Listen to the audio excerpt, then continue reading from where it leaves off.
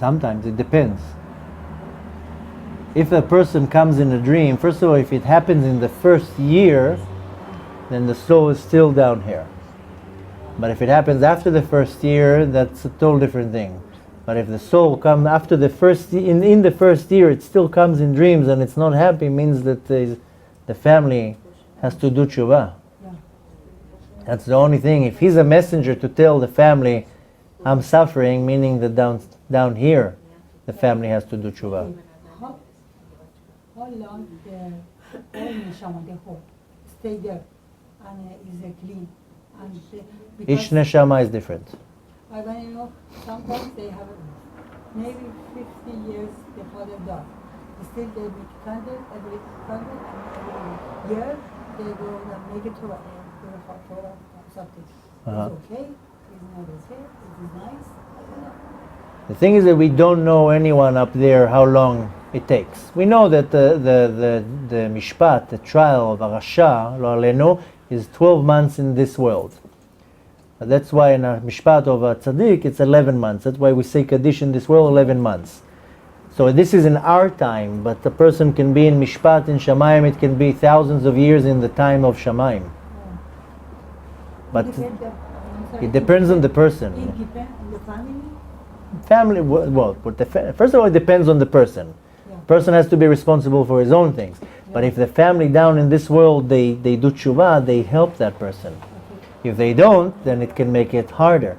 Yeah. If the person, chas v'shalom, now is in Shamayim in a trial, and it's 50-50, and then will come what's called the mekatrigim, the prosecutor, and say, that person did such and such and such, and they're showing things that's going on down in this world. And if comes the defense attorney and says, yeah, but look at his son, he paid all his money to send him to yeshiva, now the son is doing mitzvot. So the acts in the world down here affects the neshama in Shamayim. That's why when the people down here do tshuva, it affects the neshamot in Shamayim, even after 50 years. The thing is that in our time, we know that everything in Shamayim is 1 year. After 1 year, that's it. But in the time of Shamayim, there's not 1 year. The mishpat in Gehenom can be 50,000 years long for the neshama to feel. We don't know it. We know that the neshama right away goes up to Shamayim, the ruach leaves after 30 days, and the nefesh stays in the body, next to the body, till the body decomposes. Then also the nefesh leaves, and even a piece of the nefesh stays in the grave. But a very small piece of the nefesh. Or in the grave? In the grave, next to the grave. It stays there always. Always? Yeah. But a very small piece of the nefesh. The soul has different levels. But it really... Excuse me? No, why scary? If you do mitzvot a lot, There's nothing to be scared of. If a person, chas v'shalom, is doing bad things, he has what to worry about. If a person does the will of Hashem, he has nothing to worry about. And obviously what you leave behind is either for your merit or for not your merit. If a person sends his kids to yeshiva and teaches the kids to do mitzvot, and he teaches them to be God-fearing people, and then they grow up and they become God-fearing people, then the Shama goes up to Shamayim. It can say, oh look, I gave my life to the kids, now they're continuing my way. Wow. And it gives chut to the neshama. If it's the other way around, then the kitruk can come and say, look, instead of sending your kids to a yeshiva, you send them to public school. Instead of teaching them to keep Shabbat, you took them to a football game. So, of course it affects in Shamayim. That's why a person wants to constantly, in this world, make sure that when he goes up to Shamayim, acting in this world is like an insurance policy. If you pay here your dues in this world, in Shamayim, you have a policy. You can wave up in Shamayim, hey, look, I did this, I learned Torah, I gave tzedakah, I did zikuy rabim, I educated my kids. And after that comes to the children, grandchildren. Of course. The good things. Yeah. The thing is that you're very welcome. The thing is that one person can be responsible for thousands of people. So, you can have a son, that he will have a son, you're already your grandson, that he will have a son that will become a giant in the Torah and will have 50,000 students. You have the lineage, that's how you say, lineage of everybody, of all of them. Think about it, I'll give you one example. You know the famous Baal Shem Tov. Everybody knows the Baal Shem Tov. His father was a simple person. Very simple person. Imagine the merits he has in Shamayim that his son was such a great giant and he had thousands and tens of thousands and hundreds of thousands of followers throughout the generations. Imagine all funnels up to the father of the tzaddik. הנכד שלו, כן. Rabbi Nachman from Breslov is Baal Shem Tov's grandson. Yeah? So imagine just from one person from the Baal Shem Tov what came out. The whole Chassidut of Breslov came from one person that he was the grandfather.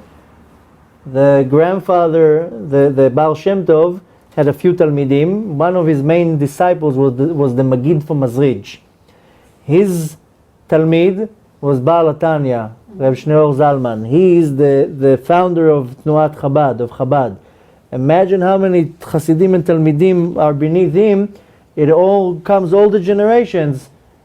And you can think of it, that from the Baal Shem Tov, look how many people came out, Shomrei Torah Mitzvot. So imagine the merit, the one that stands on the top. That means when someone will mitzvah, come bigger and bigger mitzvah. Of course. And then someone will like mitzvah, Hashem's way, until you come back. Yeah? Mitzvah. That's why the Mishnah says, Schar mitzvah, mitzvah. The sachar, the reward of the mitzvah is the actual mitzvah. That's what you're going to get in the world to come. They're not going to come with a check. They're going to come and tell you, here's the mitzvah. It's yours. And Hashem Erachem, the other way around, schar avera is the avera. You get to deal with the problem you make. Mitzvah in Gematria is 141. When you make a mitzvah, you create a malach, malachim. So malachim in Gematria is also 141. So every time we do a mitzvah, we create a good angel for us that protects us. Yep. Yeah, you wanted to ask something? Yeah, as in the Olam Haba, you could see and know the Machshavot Bnei Adam. Also now, No. no. You can't see a person and say who he is. No. לא הבנתי את השאלה. היא שאלה, אמרה שבעולם העליון ראית את כל המחשבות של כולם. גם עכשיו בעולם הזה אתה רואה את המחשבות של כולם? עכשיו הוא לא עושה קיבל את החיים במתנה. לא. חיסולים שמה. לא. וגם עוד שאלה. Yeah, go ahead. As you say that you tell us only 1% from what you saw. That means they don't let you to say everything? A lot, yeah. They don't let. Yeah. They, Exactly, a lot. but whatever you said, it's It's very small. The thing is that mainly because I can't explain it. we can't understand, right? Even if I would be able to explain it, you won't understand, but I can't explain it. I always give a mashal. Imagine a person who goes to a vacation, comes back from his vacation, tells his friend, don't ask, I went to this island and we had this amazing fruit there. Really? How did it taste like? He's like, you know what? I don't know how to describe it. So he tells him, was it sweet? No. Was it sour? No. Was it bitter? No. Was it spicy? No. So how did it taste like? I don't know. There's no such a taste in this world. I don't know how to describe it. Okay, so how did it look? It was, it was round. What color? Blue? No. Green? No. Red? No. What color? There's no such a color in this world. So everything that I saw, even if I would be able to find the words to explain it, it wouldn't make sense even. But you said a lot, whatever you said. Yeah. The thing is that, Still is 1%. yeah. Mainly because there's no words to explain it. הכי מפחיד זה היה מלאך אמר בית עצמו. What was more scarier than Malach HaMavet is the thought of not having any connection to Hashem. That's much more scary than the Malach HaMavet. Is the thought that I'm not going to have a connection to the Master of the Universe for eternity. This is what's called karet. Chop off. En kesher l'kadosh baruch hu. That's more scary than a little angel. But anyway, you call Hashem and that's how he came to save you. I don't know why he came, but Baruch Hashem, Chanun v'Rachum, came.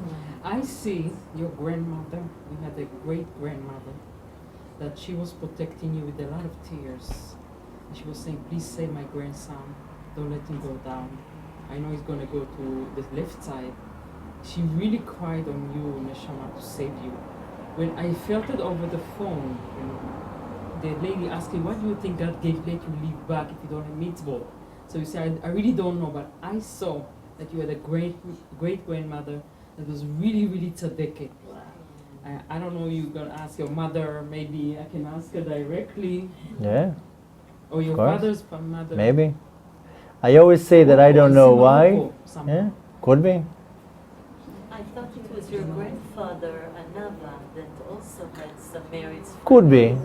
You know, we all have, if you go in in all of us, go 5-6 generation back, for sure you'll find there's a tzaddik. We all have, and now only in this generation. Probably. Somebody. What I don't understand, how is it that you came there and you didn't have anything on you? Because even positive thought. I didn't have positive thoughts. Your whole life? First of all, I have a witness, my mom. It doesn't make sense. But I'll give you an example. Take now a cup, fill it with water. Okay? I'll give you the example the other way around. Take a cup and put like a dark liquid, Coca-Cola. Okay? Black. Now take a drop of water and drop it in the black. Would you see the drop of water? Within a second it will dissolve in the black. So even if you have 1% of good and 99% bad, that good disappears. Even if you have 10%. All of us have bad at some point. That's why... But we have good too from the time you're born. There is good within us from the moment. It depends on the person. It's in your blood. The Torah is in I'm not talking about other people. I can only talk about myself. I can talk about myself that I was not a nice person. Now he's very nice. I still, in my head, I still don't get that. The thing is that a person can be, let's say for the sake of the example, 30% good. Like you said, machshava tova, or all sorts of things. Sometimes the bad can be so much, the good has no, in Hebrew they say mamashut. It's like air, nothing. They did show me some good things. They were trying to lelamed zchut, they were putting everything together. But it was nothing. You know, I always say, and I say it in a funny way, I don't know if you heard the lecture, but I always say in a funny way, that when I look to my left in my mishpat, there was thousands of malachim, of prosecutors. And I look to my right, there was 2 defense attorneys. One was crippled, one was blind. That's how I always say it, and I say it as a joke. But the reality was that there was 2 only defense attorneys. I was circumcised, and I put tefillin on my bar mitzvah. But you know why they were crippled and blind? Because for other 15 years, for the mitzvah of tefillin, I closed my eyes, I don't want to see it. So that mitzvah became blind. And the other mitzvah that I was circumcised, for all the rest of the time, there was such pgam in that mitzvah, he was totally crippled. So even sometimes you can do a mitzvah, not you, a person can do a mitzvah, and then do a sin in that department, let's call it, you totally destroy the mitzvah. And there's a, you know, the Midrash gives a mashal that of a king. The Midrash gives the mashal of Bet HaMikdash. And the story says that there was once a king, and he gave to his son a beautiful garment. He brought the most talented sewers, however you say, the most talented designers, the most expensive fabric in the world. He sewed this amazing garment. The kid put on the garment, went outside to play, came back, the whole garment was ripped and torn and dirty and totally destroyed the garment. The king got so upset, he was like, okay, fine. He's a little kid. He did again a garment. This time, he made it even better garment. He went to the furthest places in the universe to buy the fabric. He brought the most professional designers. This time the garment was like, wow, Chaval al Azman, beautiful. He gave it to the kid wore the garment, went outside to play, came back, the garment again totally destroyed, ripped, and anything you can imagine, totally destroyed the garment. The king got upset. He says, okay, he's a kid. Then he did the garment again. This time he did it even more beautiful than the first two times. Better fabric, better designers. It was amazing garment. But this time he told the kid, you see this garment? You're not getting it. I'm going to hang it here, and when you're worthy to get it, I'll give it to you. This mashal goes on the Batei HaMikdash. Hashem gave us the first Beit HaMikdash, we destroyed it, like that. Hashem said, no problem. Gave us another Beit HaMikdash, nicer than the first one. We destroyed it like that. He says, no problem. You're kids. He built a third Beit HaMikdash. And he says, now I'm leaving it up there.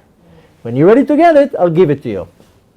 So sometimes a person can do a mitzvah in this world, amazing mitzvah, but then go and make a defect in the exact same path so many times that the mitzvah is so dirty and deformed and destroyed that even the mitzvah, as much as it's a mitzvah, it's covered with already too much dirt.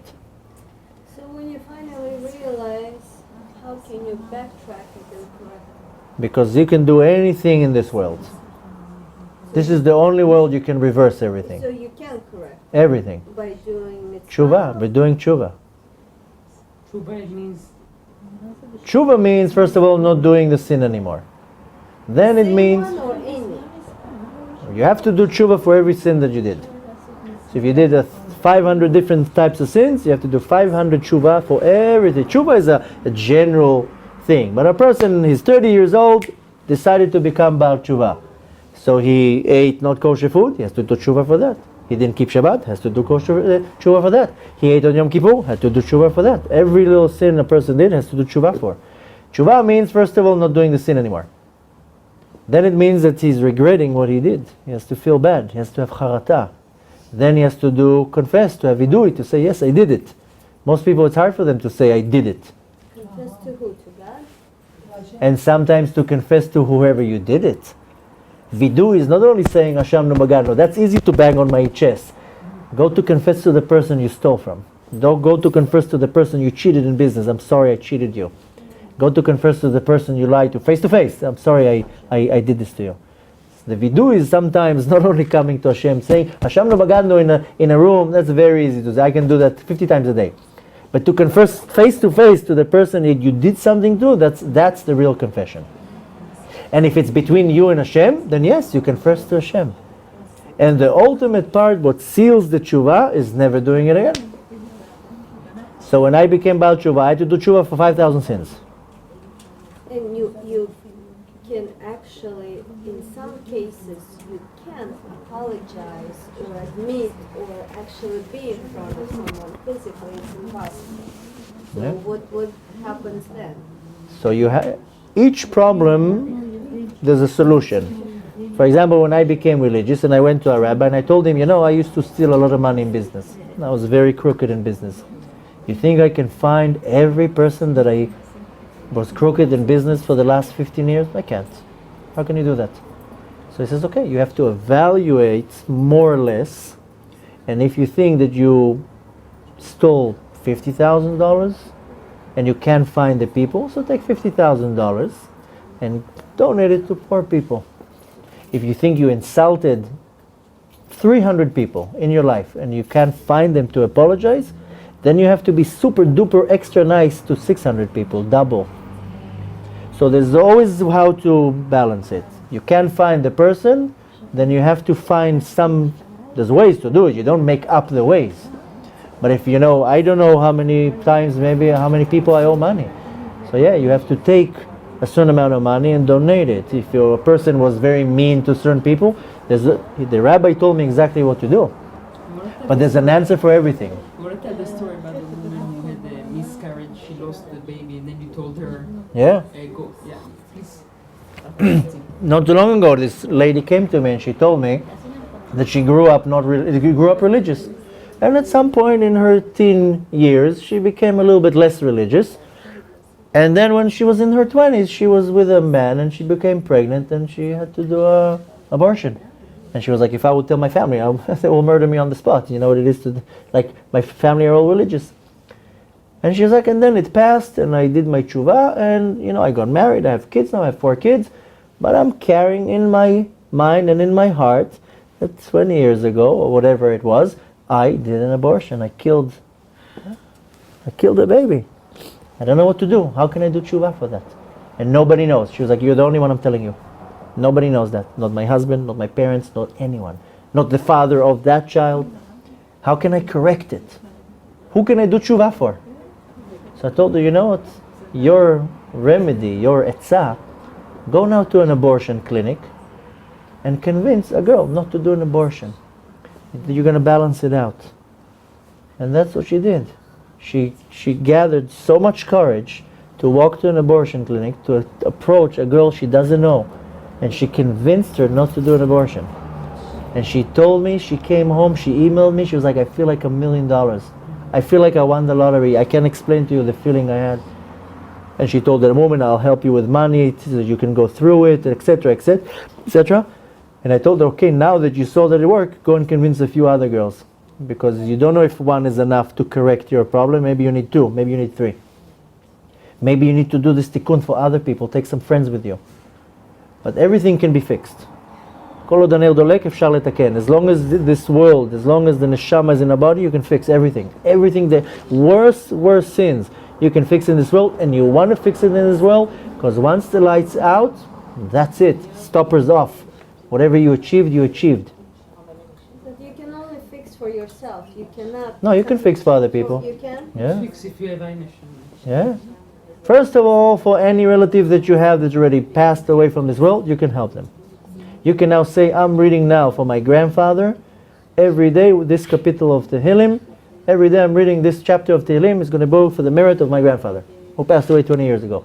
The zchut of this Tehillim goes to him. Now the thing is, even though he passed away 20 years ago, in Shamayim there's no time. So in his trial, 20 years ago, they already saw that 20 years later, his granddaughter will read Tehillim. And this merit comes to him.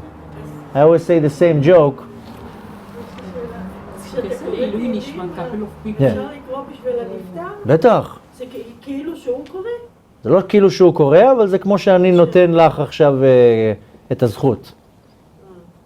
I always say a joke that one guy was sitting in Gehenom, was a big rasha, was sitting on the barbecue there, they were turning around the skewer, and they were cooking him. One time comes in a malach into Gehenom and he tells him, you, get up, you're going out. Me? Yeah, you're going out. He didn't ask any questions, they're pulling out of Gehenom. They're putting him in Gan Eden. Putting him under a tree, sitting on a fancy chair, coming malachim around him, they're serving him like this, food, here, eat, and they're feeding him, and you know, malachim are standing like this, making wind for him, massaging him. He's like, oh, this is the life. Sitting in Gan Eden for 2 weeks, enjoying the beautiful Gan Eden. Then the same malach walks in after 2 weeks and tells him, you, get up, you're going back. Getting back? Now you just got me used to this place. No, we're sorry, you're going back. So he tells the malach, I don't understand. I was sitting now in Gehenom. Finally you take me out. You're giving me to taste a little bit of Gan Eden. Now you're taking me back to Gehenom. What's going on? So he tells him, listen, you don't have merits. You're going to be in Gehenom for the rest of your life. But your son did Teshuva. And you know what he did? He donated now $50,000 to write a Sefer Torah. Right on the spot, we took out of Gehenom. He's like, wow, but why are you taking me back to Gehenom? So he tells him the check bounced. So the thing is, it's in the joke, it works also in the reality. I can now learn Torah and say this sha'ah, this hour of limud Torah is going to the merit of that soul, grandfather, grandparents, friend, even somebody you don't know. And I want it to go to that person, and that person gets the merit. You can now take charity and say this charity is for, not too long ago somebody emailed me about this Holocaust survivor that passed away, no child, nobody to say Kaddish, nothing. So we got a few people together, we got to bury her the right way. One person took on himself to say Kaddish, everything. So all these acts that we all got together to do goes to that person. So the thing is that you can do for yourself and for everybody around you. I read every day. I read all my kids, Tehillim, my parents, my wife. Yeah, it takes maybe 10, 15 minutes, but I read Tehillim for everybody around me. So I give them money into their bank account. Nachon, I did it, I also get the mitzvah, but I read the kippur, says this is for my daughter, this is for my son, this is for my mom. Yeah, so they get a savings account. When it's going to be the right time, somebody invested in a saving account for you. Look how much Torah you got. So yeah, you can affect everybody around you, why not? So you can fix for yourself, and you can, you can do tshuva for your parents. If chas v'shalom, a person, his parents left the world already, they cannot do tshuva. The son can do tshuva for the parents. The son can do tshuva for the parents.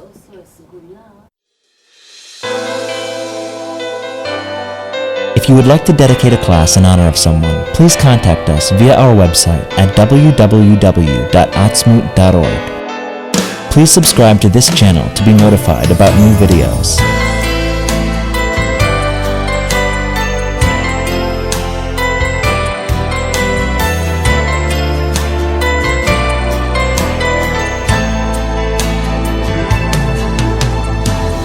רק רציתי להגיד לך, ילדה שלי, אני רואה את דמעותייך, את ליבך המבקש.